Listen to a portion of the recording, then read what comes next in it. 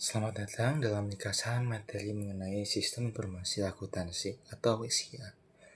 Nah, SIA adalah suatu kerangka kerja yang vital bagi entitas bisnis. Fungsi utamanya adalah mengumpulkan, memproses, dan mendistribusikan data transaksi menjadi informasi keuangan yang relevan bagi para pemangku kepentingan.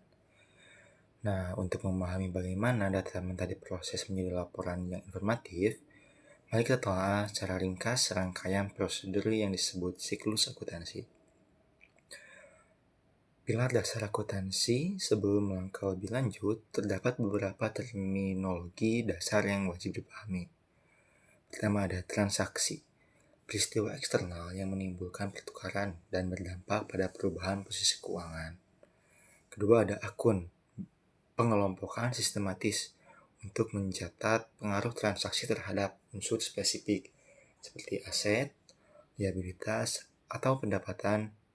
Nah, seluruh proses akuntansi diatur oleh prinsip persamaan akuntansi dan konsep debit dan kredit.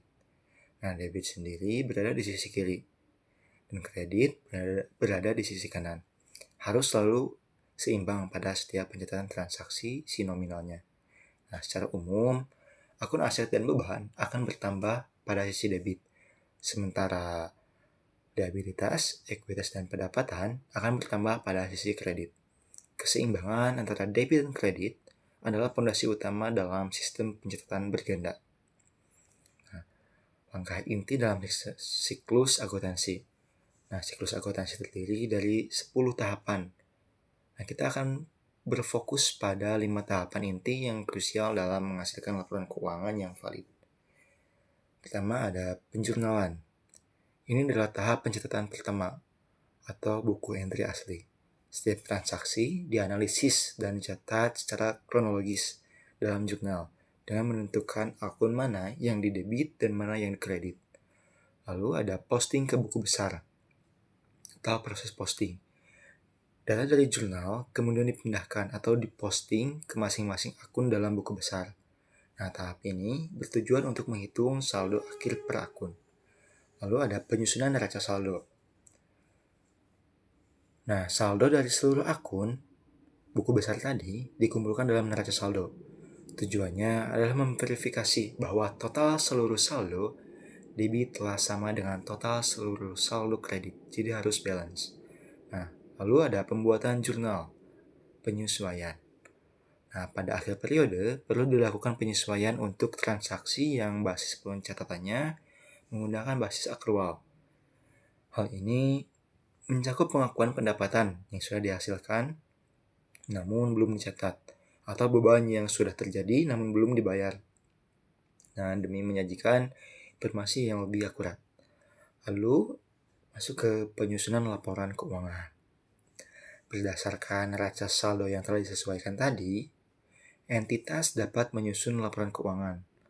Laporan utamanya meliputi yang pertama, laporan laba rugi, yaitu menyajikan kinerja keuangan, pendapatan, dan beban dalam suatu periode. Lalu ada laporan posisi keuangan atau neraca, menyajikan posisi aset, liabilitas, dan ekuitas pada tanggal tertentu.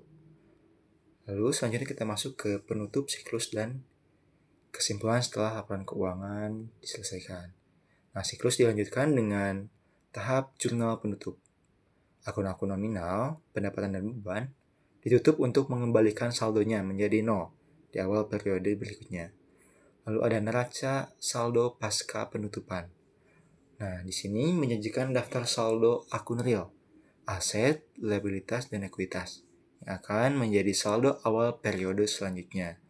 Nah, proses berkelanjutan ini memastikan bahwa setiap aktivitas bisnis dicatat, diolah, dan disajikan secara sistematis melalui informasi akuntansi. Nah, demikian ringkasan siklus akuntansi. Semoga materi ini memberikan pemahaman yang cukup dan bisa bermanfaat bagi kita.